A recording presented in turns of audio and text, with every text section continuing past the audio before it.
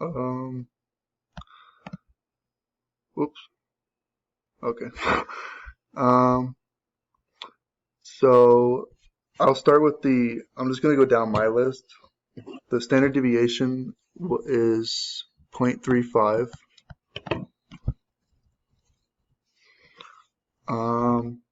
The PT, oh, okay, yeah, the PT value is 2.5 because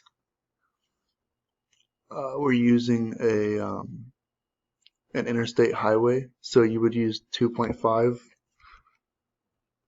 because it's a major highway.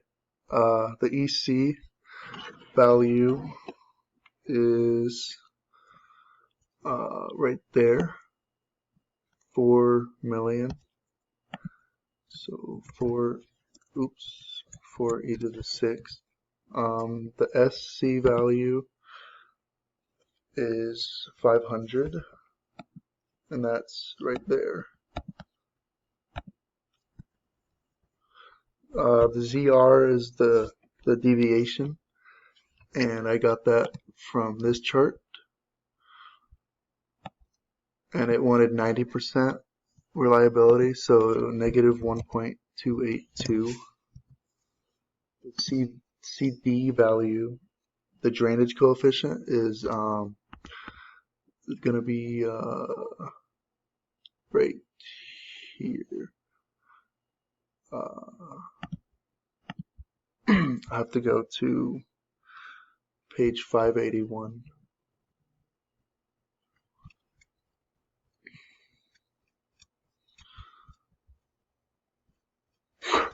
Oh my gosh.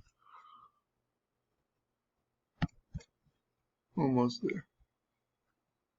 Okay. So here it is. The drainage is poor.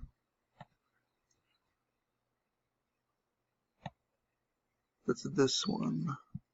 And it said the precipitation is 69 inches per year. And so I was thinking the value would be somewhere up here. So I chose 0.8 to be on the safe side, to say that that there's more rain than you'd expect, just so that you can have a stronger pavement. And then the J is the load transfer coefficient,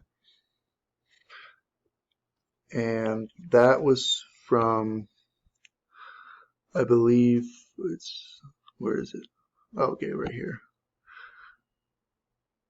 Jointed reinforced concrete pavement. So that's this part. Jointed reinforced concrete pavement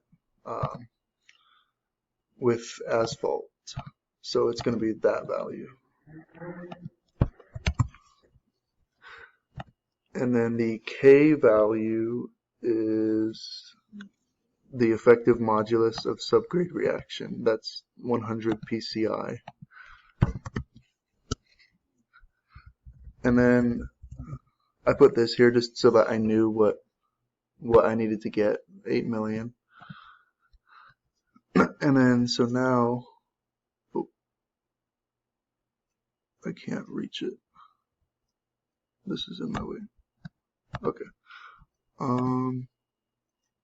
Go to data, what if, and then I set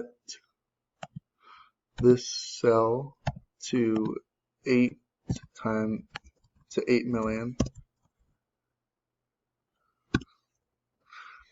And then I change that, the D, so I can find the thickness. And I get 12.79 inches. And if you round that to the next quarter inch, you get 13. So that was how I found my solution.